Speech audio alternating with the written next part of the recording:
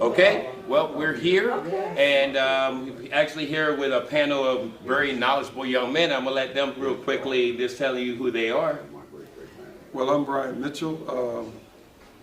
I'm the president, I guess, of the Wetipquin Community Development Club. I'm assuming that's why we're here today. Yeah, definitely. This is great. Yeah. I'm Vaughn Camper. I'm like the secretary of the Wetipquin Community Innovation Center. Okay. And I'm Cal Burrell. I'm the treasurer of the Community Development Club. Awesome. And everybody who doesn't know who I am, I'm David James, and we are all from here in the Wetipquin, and I just want to ask some questions about, first of all, what I know is a daycare center, but we asked Ms. Rosalie Maddox, this is Wetipquin School. I've noticed that we've been doing some remodeling. It looks really good out there. Can you, one of you gentlemen, tell me what's going on out there? Well, the school itself is what's called the Roosevelt School. Mm-hmm. Back in the early 20s, there were schools that were built all along the South. Wetipquin is one of the two on the Eastern Shore. Mm-hmm. Roosevelt worked with Booker T. Washington to establish schools for ex-slaves. And the community got together with the Roosevelt organization. Mm-hmm. Basically, the community donated the land. They donated most of the money, but he gets the opportunity to put his name on the project because his donation was about $500. Okay. The community probably put in $4,500. My uncle Herman Bailey actually donated the land for the project. So what we're trying to do is to renovate that facility. Mm-hmm. So the first thing we decided to do was to build a pavilion that would give members of the community an opportunity to come back and have their family reunions. You know, we have a community picnic, to come back to the community where they grew up. Okay. Yeah, I grew up out there, and I remember many days of box hockey. Not only was it as the day school, but also it was a place during the summer where all the kids, Miss Tootie would run it out there. Uncle Amos, we all knew him as Uncle Amos. He maintenance it, and it was very much as much as this church was a part of the community, so was that school. Yes, school was very much a part of the community. I played softball out there. Mr. Amos, Mr. Mitchell, whatever you call him, I call him Uncle Amos. He used to take us to play softball teams across the county, different counties or whatever. And you know, it was a good thing. It's a good community, a sense of community.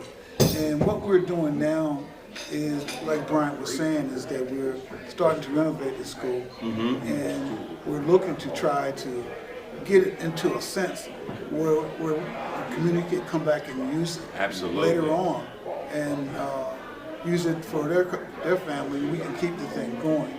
And I guess the whole thing about it is that it's all these guys who came back. Everybody is part of the community, that is part of the team, and we're here to help, just to move and renovate the school. Yeah, and so we decided to take it in different phases. Phase one, as we say, was, we got the committee together and we developed a plan to build a pavilion. And then the next phase is we're going to go into raise the money to get the roof fixed on the building. So our thing is we want to start outside in. Sure. Do the outside and then renovate the inside. So we take it each phase, as money comes in, and then we go from there. We've been very fortunate that the labor cost has been pretty much zero. Wow. It's just the building and the wood and stuff like that. We have different people that come in and help build it at no cost. So that's awesome. That's been a beauty. But the donations from outside and people giving is what's helped us get the supplies that we need to make it. Thank you. Now, I do know that there is a similar building, it's a Roswell building, similar building in San Domingo, and I know that the county had actually, some kind of funding came from the county to help to restore that. I know I have spoke to some of the people with the county who said that there is monies out there. I don't know if we've exhausted that to help with reconstruction of it, is that something we've been thinking about doing? Yeah, I turn that over to Vaughn because we have discussed it in our meetings, and it's on our agenda. Tell them a little past history. Yeah. So what we're trying to do is we submitted our name and everything to the county to try to get some of these funds. So Okay. I think it comes up in January next year where they're gonna give any more money out, but we do need to continue to try to get some grants to try to update the school that way. And we have people that are donating, like I said, we have people that are donating money. Oh, absolutely. This community pours back into it. Right, people in the group that we have, they're donating money constantly, or we're trying to find another way of getting the money. Because the roof is gonna cost a lot. I think it's $17,000. Wow. So we gotta find that money somewhere to try to move quickly, because school's been up for a long time. We don't want it to fall down. This is true. Now, correct me if I'm wrong, this is one of the first black schools. There were actually people who graduated, from what I understand from talking to Ms. Maddox, there were people who graduated from that being a school, way before West Side Primary and West Side Intermediate. So my question is, do we think that maybe the Black Heritage or something like that would help out, since it is a historically black school? Well, we hope it will. Okay. Again, it was a Rosenwell school. It was built in 1922. Wow. It operated Wow. until 1956.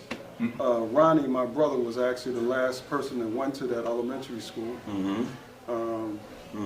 The unique thing of me and Vaughn and another brother named Ingwin Hurd was actually part of the first renovation of the school. Yeah. Remember, we were out there pulling stuff off to the side when Uncle Amos had us out there. And, so, we have a strong connection with that building, primarily because almost everybody, that was called the playground when we were young. Yep. Oh yes. Oh yes. But any connections that you can provide us, to help us with fundraising, we greatly appreciate it. And definitely, we had people, I don't know if Emmett went to the school or not, maybe he didn't.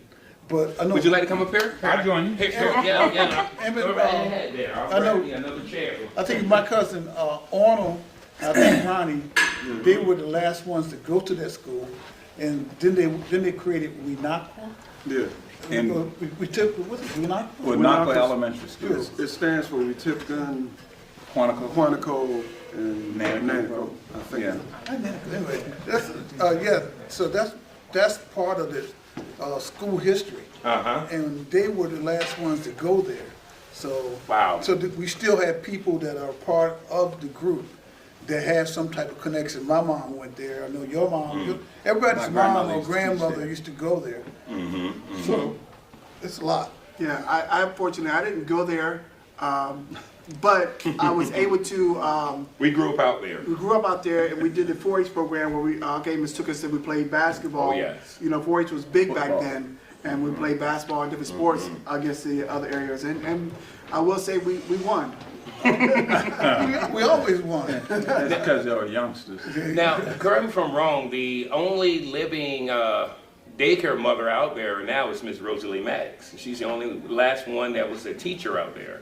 I don't know. Probably correct. Yeah, and she's actually she's 90 now, and Is it she's just 94? Or is it No, that's not it. 90. Yep, Dwayne in and- history, she's definitely history of it. That's Roger Hall's place. Oh, okay. She's a hall. Now, the one building that collapsed, that wasn't actually a part of the original building. Am I correct? No, it wasn't. No, We tore it down. That's the reason And we tore it that's the down. reason why we tore it down, because it wasn't part of the original building. It was actually an old store I think Uncle Amos brought from down there by the old Tasty Freeze and attached it because we needed, it was a one room, now correct me if I'm wrong, because you guys are the historian here, it was a one room school at first. And because of the fact the community was just based upon, was based around it, they needed more room. So that's why Uncle Amos brought that other building there. Am I correct? Right. I think it was actually a 2-room school.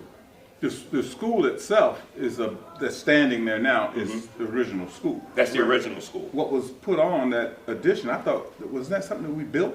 No. Or he brought, okay, he Yeah, I brought remember it him in. bringing it down the road. Me too. Wow. Okay, he may have brought that down the road. You brought it going down the road, huh? Yeah. He attached it to. He just attached it by opening if you go to the side there was not an original door there. So he put a door and attached the building to that. Wow. Uncle Amos was kind of an interesting person. He was a jack of all trades around here. In terms of his building philosophy.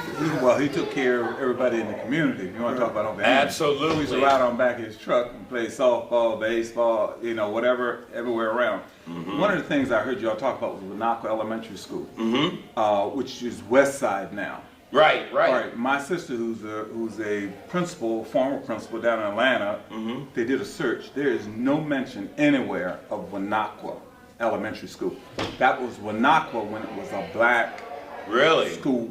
But the history's not there anymore. My understanding is there's no history. So part of one of the good things for you to do here in your research is to find out why there's no history of it. Absolutely. That's number one. Number two, our concern about this school and the development and things that we're trying to do is we want control.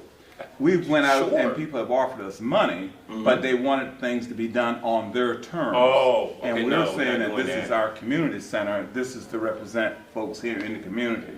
Thank This you. man here, I know, has done a tremendous amount of work even before all these things have started, and he's running into those types of barriers. Got you. And we're simply not going to give up control over No, our absolutely not, because that was the center, just like this church was the center of this community. school. That's correct. I mean, the place up in San Domingo, San Domingo. they basically had to give up a lot of control in order to get the money. See, we once put in a grant, got $25,000, and my concern was the number of restrictions they were putting on us. I actually gave the money back to them. It was kind of arrogant, but No, not really. We want control We want of control. our Makes community sense. and our school. And my position is, if those people back then put in 90% of the money to get the original building, see again, Roosevelt only donated $500. That's all he donated. But because it was a whole movement across the country, he got his name on the building. But the people that actually put up most of the money and did the work was the community. And so my whole position is, you know, we should be able to do that given, you know, how we benefited from us. And, you know, it might take a little more time, but it'll be something that, you know, a little more heartfelt because we did it ourselves. And I agree with that 100%. Now, the one thing I'm wondering about is the fact of this was actually, from what I understand from Ms. Maddox, one of the first all-black schools. So I'm wondering, like the Black Heritage or NAACP, without having to have control, which they don't need to have control of it, needs to stay in Wetipquin, totally controlled by Wetipquin. But because of the fact that this is still a this was a school that was mostly for black people in those days, then I think they should bless us by helping us to get it restored. You know, the other thing is, I think there's a lot of misconception about black history. Talk to me. And in terms of what the blacks actually contributed. You know, when you think about things like Black Wall Street, why did they burn down Black Wall Street? Because the blacks were working together. They already knew how to run a business because they were running a business for their master. So when they saw them working together, that's when they decided It made them nervous. That's when they decided to, even today when you talk about the issue with Hispanics, they work together. They all live in one house until they make enough money, they save it up, they start a business, and then once they start a business, they become a threat. See, because the lesser educated person of the other distinction usually was able to control small business operation. So this is part of the issue. I mean, that was one of the reasons why I moved back to the neighborhood, just to let people know that, you know, you can have internet access, you can have all of that stuff and be in Wetipquin. I was living in Salisbury, and I said to myself, when my wife died, why am I here? You know, we were the 4 people in that particular development in Salisbury, but they were still looking at me like, you know, who are you? Wow. You know, when they had COVID, we were walking, me and a friend of mine who worked out at the Y, we were walking around the neighborhood, and we could see the people looking at us like, why are you here? And I'm saying, why are you here? We were the 4 people in the development. So I said, this is ridiculous. So once, you know, my wife died, then I said, well, I'll just move back. You know, originally I wanted to renovate the house, and then we ran into some structural problems. So I said, what I'll do is just build a new house. So again, if you go and look at that sign that's up there, and you go to the website that tells the story about the interaction between my mother and my father. And when they originally built the house, my mother stood her ground. That's how come we have She's a got a house. book. Miss Pearline has a book out. She has a book, and her poetry is actually online. Wow. So if you go to rememberingcompanions.com, that's where, and you see Author's Corner, her 40-some poems are there. Wow. But more importantly, the graveyards, we have, the graveyard down in the woods.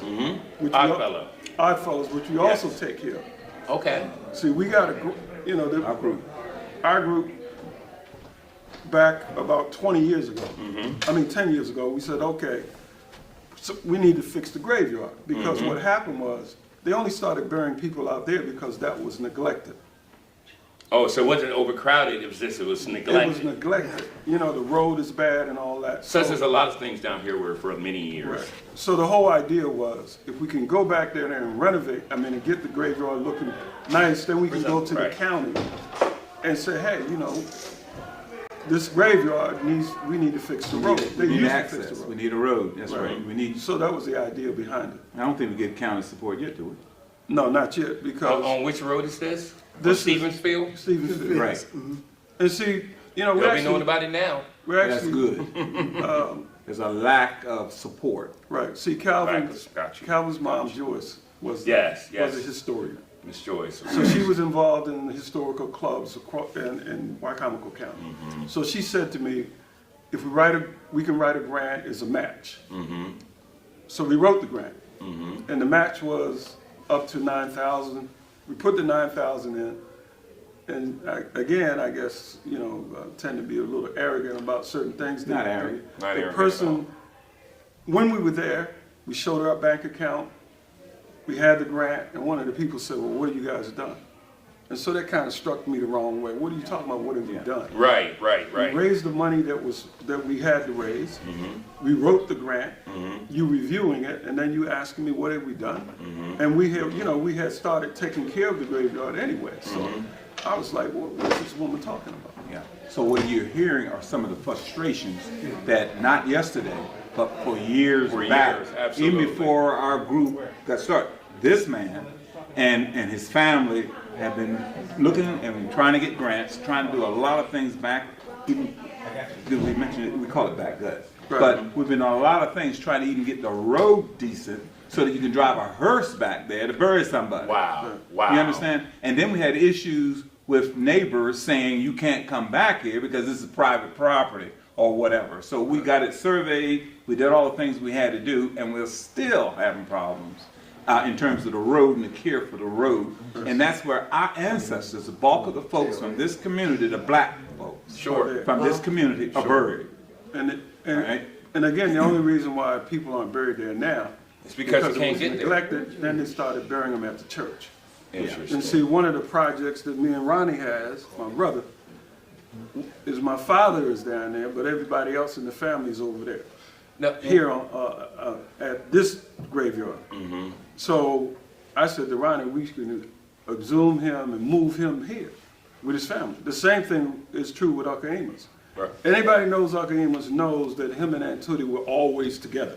Absolutely. Always together. Oh wow, and he's buried back there. And He's she's- buried back there, and she's over there by herself. Because of the neglect, to And get so- back so, here. So I'm saying this don't make any sense because here he is. They were always together. So now we separated. What was the county's? What did the county say their purpose of not doing anything with this road? What was their reason? Well, because you have to have at least 3 people that live on the road. And see, right now there's only 2 people that live on that road. See, the county. But there's a cemetery back there, well, and there's military and everybody back Well, there. Well, we have to make that argument, but my whole Wow. point was, before we go up there and make the argument, we have to demonstrate that it means more to us. Wow. So we got to go back there and clean it off. The main thing we got to do at this point is get rid of those pine trees. Because once you get rid of the pine trees, it's pretty easy to take care of the property.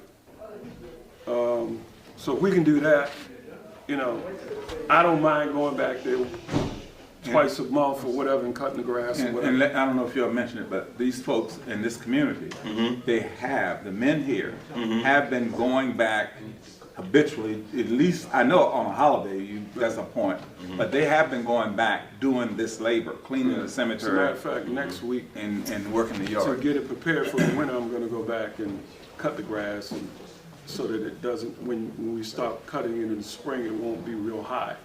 So got that's you. one of the things that I have on my agenda is next week to go back and cut the grass. Well, definitely, I want to definitely see, once they see our documentary here, and I'm going to be talking to some of the county people that my wife and I work with, the couple of councilmen, including the one from this area, and we actually minister for the county executive, so we definitely will be touching base with them. Let me say something, one other thing. Absolutely. The ditching. Yes. They stop. They seem to stop at a certain area. Now I got the farm up here. I complain all the time about the And what's your name again, brother? Emmett. Emmett. I remember someone told, I think Charles Perry told me about you, but go ahead. Okay, I have the farm up here. And the ditching coming through this community needs to be addressed. The same way they've done it up on the state road. Okay. And just come right through this entire community because we used to get a lot of flooding over here. Right in this area back in, I'm assuming it's still here now. And that And it also backs up to the adds, church, it comes across over in this area. See, one of the issues though is, that's a state road, and these are county roads. right, exactly. This is the county County- issue See, here. it's a county issue. The same thing there, that was a county road when when you had 3 people living on that road. They used to bring, I remember when I was young, they used to come in with one of those bulldozers. With the grade on. And grade the road. Yep. But Yep. once nobody's there, because they were doing it primarily so that you could take the meal up there. Now, if you notice, they have the meal boxes at the end of the road. Right, I noticed that too down on Langford Road. But so, I think what we want to be able to do is to say, there might not be nobody living there, but there's a lot of. There's a purpose, there's a reason. We have that's our heritage. Right. Exactly. That's this community's heritage. Our families are there. And it is it is all of our community. Well, thank you, gentlemen, for sitting down with me, and we're definitely going to be taking this to the county, and looking forward to coming back down here and seeing what the result of this will be. Thank you all for One of the sitting down. things, once you get your thing together, Sure. we have a website, and we can publish it on the website so that people will know what it is we're trying to do. Sure, can you just tell us real quickly what that website is? It's called Wetipquin Community Development. Yes. Okay, Wetipquin Community Development Center, yes. okay, all right. .com. And you can actually, Yeah, you can actually make a donation online. If you could give me that, I'm going to definitely attach it to the bottom of the Calvin. screen so people can be able to. Calvin Yeah, can. I'll give it to you before we leave. Most important. All right, I'll thank, bring- I'll We bring need it up. support. all right, thank you, gentlemen, again for sitting down with me. Thank you. My pleasure. All righty.